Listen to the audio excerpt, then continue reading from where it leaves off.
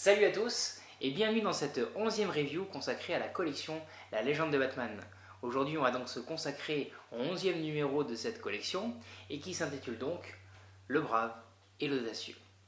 Première partie. Voilà donc le 11e numéro de la collection La Légende de Batman. Il s'intitule Le Brave et l'Audacieux, première partie. C'est réalisé au scénario par Bob Haney et au dessin par Jim Aparo. Donc là vous allez découvrir une nouvelle partie artistique des années 70. Ensuite, pour la première de couverture, eh bien, elle reprend une des premières de couverture d'une des histoires présentes à l'intérieur, puisque ce numéro comporte plusieurs histoires, je vais revenir dans le détail juste après.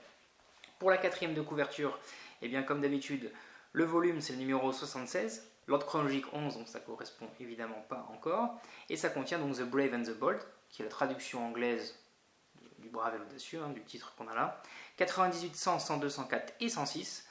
Et j'ajouterai qu'il y a une erreur, puisqu'à l'intérieur vous avez 6 histoires, et il manque le 105, puisqu'à l'époque, quand les numéros sortaient, vous aviez à chaque fois un numéro pour l'histoire 98, l'histoire 99, l'histoire 100, et donc il y a bien le 105 qui est présent à l'intérieur, et donc il n'est pas présent ici sur le petit récapitulatif de fin, donc voilà, je pense que c'est plutôt une erreur de leur part. Ensuite, donc on va regarder ça ensemble. Vous avez évidemment une petite introduction, enfin une petite, assez longue quand même, une grosse introduction qui va vous expliquer un petit peu ce qu'était The Brave and the Bold, qui a commencé, si je me souviens bien, à la fin des années 50, qui était à la base une anthologie qui présentait à chaque fois une histoire, reprenant des personnages du passé, et ensuite c'est devenu une série d'aventures qui se suit comme ça, et qui mettait à chaque fois, sur chaque histoire, un personnage de l'univers DC Comics. Voilà.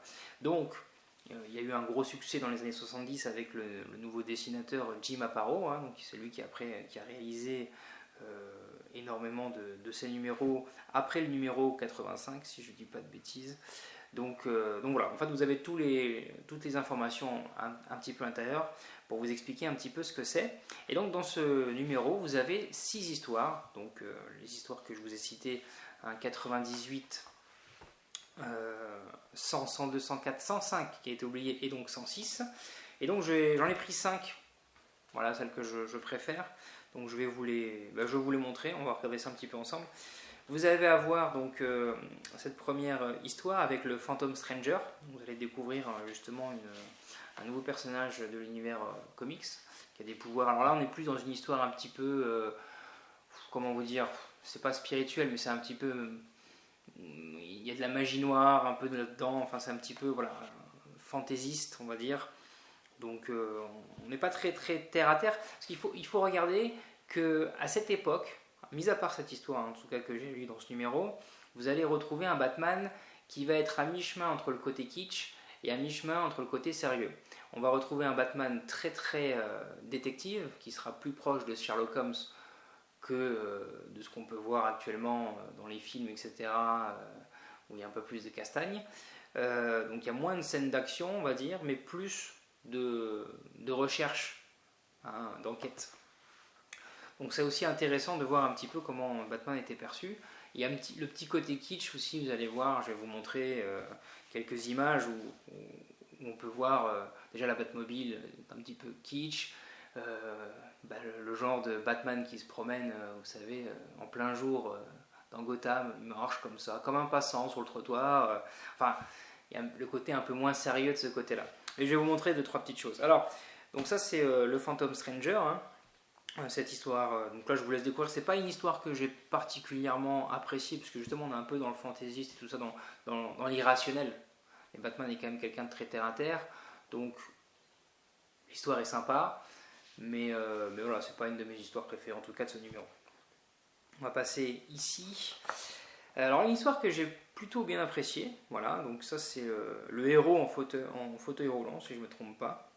Parce que Batman va se faire tirer dessus, voilà, comme vous pouvez le voir. Et là où je vais vous montrer le côté un peu kitsch, justement c'est un peu là où vous allez avoir donc Batman qui va avoir évidemment une balle qui va presque lui toucher le cœur. Dans la vraie vie, si vous avez une balle comme ça, vous êtes mort. Mais bon, c'est les comics, c'est comme ça. Mais surtout, le côté kitsch, en fait, c'est qu'il il va se faire soigner et on lui enlève pas son masque, quoi. Le mec, il arrive, il s'appelle Batman, et puis voilà, il se fait soigner voyez, sur sa combinaison, enfin voilà, ce côté un petit peu, entre guillemets, voilà, où on se pose pas de questions, côté kitsch, tout ça. C'est assez, voilà, c'était propre aux années 70. Je veux dire, aujourd'hui, on ne pourrait plus faire ça. Non, demain, vous sortez un film, non, mec, il y a la question qui est posée de savoir comment il va faire pour cacher son identité, etc., etc. Donc une histoire qui est quand même assez sympa, hein, mine de rien. Donc là, on est né, on avait le 98, l'histoire 98, ça c'est l'histoire, si je dis pas de bêtises, on va récapituler ensemble, ça c'est l'histoire 100, voilà. Vous avez donc l'histoire, ici vous voyez le hashtag 101, donc ça c'est Batman et Métamorpho. Alors voilà, vous allez découvrir encore une fois. Donc à chaque fois vous allez avoir presque un nouveau personnage lycéen qui va rentrer en compte, donc là vous allez avoir Métamorpho. Donc cette histoire elle est sympathique, voilà. Là c'est vraiment pour le coup une enquête un petit peu presque à la Hercule Poirot, hein, j'ai envie de dire, ou à la Sherlock. On est un petit peu dans ça avec évidemment des personnages tirés de l'univers lycée comme Métamorpho. Ça c'est intéressant, voilà, c'est une petite histoire sympathique, ça se tient vachement bien, je trouve que honnêtement c'est des histoires vraiment sympa. On a ce côté aussi un peu pas dark, mais voilà, on voit très bien la relation entre Gordon et Batman. On voit quand même, quand je dis dark, c'est-à-dire qu'aujourd'hui c'est assez noir, vous voyez, dans l'approche psychologique du personnage, et là c'est assez noir, ou dans le sens que les meurtres ils y vont à gogo quand même, hein. Et on peut arriver à la fin de l'histoire, il y a déjà eu 5 morts. Et alors que bon, sur les histoires un peu plus récentes, à part le Joker qui fait quelques attentats, quelques trucs où il y a une série de meurtres, mais bon, là pour un mec lambda, un méchant lambda on va dire, qui n'est pas métamorpho, hein, mais pour un mec humain, il va tuer 5 personnes, tac, tatati, et c'est... Aujourd'hui c'est plutôt le Joker qui va tuer 5 personnes et qu'on va arrêter avant qu'il tue le 6ème. C'est pas le vieux mafieux du coin, voilà. Donc c'est pour ça qu'ils prennent pas de, ils sont pas pris de gants à l'époque, hein, c'est pour ça que je voulais vous faire un petit peu ce lien là. Quoi. Ensuite, donc là j'avais dit le 101, on devrait avoir le 100, je crois qu'il y avait le 102, je ne dis pas de bêtises. Alors on est au 104, voilà, donc là il me semble qu'on avait un 102, mais le 102 c'est une histoire juste avant, je ne vous l'ai pas montré. Vous la découvrirez par vous-même, voilà, c'était une histoire qui n'était pas super intéressante à mon goût. Là vous allez avoir une histoire avec Deadman. Donc là c'est aussi Deadman que vous allez retrouver hein, quelquefois dans la collection. Donc Deadman, voilà, qui évidemment est une personne invisible que personne ne peut voir, hein, pour ceux qui ne connaissent pas, et qui prend, pour pouvoir communiquer, doit rentrer dans un corps. Et ensuite il prend le contrôle de ce corps et il peut communiquer avec la personne. Et c'est un allié de Batman. Donc voilà. Il va y avoir une petite histoire sympa aussi avec Deadman. Donc voilà, je vous laisse découvrir. En tout cas, c'était pour vous présenter un peu ça. Et donc on a ensuite la dernière histoire qui est ici. Et donc là, 106 tout à fait. Avec Green Arrow. Donc ça c'est And the Green Arrow. Voilà. Donc c'est avec Green Arrow. La doublure en français, double la mise et meurt. Voilà. Double la mise et meurt. Donc peut-être l'histoire la plus intéressante, puisqu'elle fait appel à un personnage que vous connaissez tous. Alors évidemment au début on ne penserait pas, si on cherche double la mise et meurt et que je vous dis qu'il y a un personnage, je dirais, des comics que vous connaissez, vous allez faire la référence, mais si vous ne le savez pas, vous ne pouvez pas deviner au départ.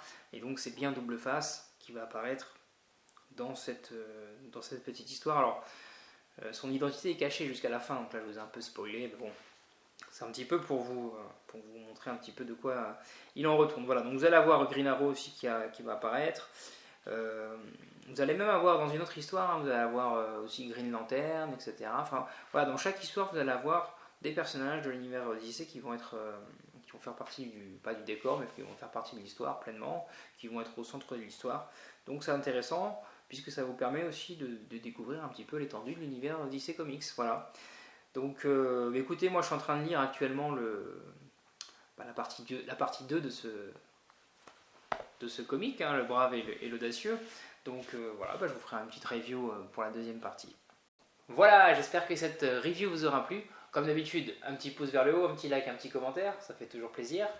Et puis je vous donne rendez-vous donc pour la 12e review consacrée au 12e numéro, donc sur le brave et l'audacieux, partie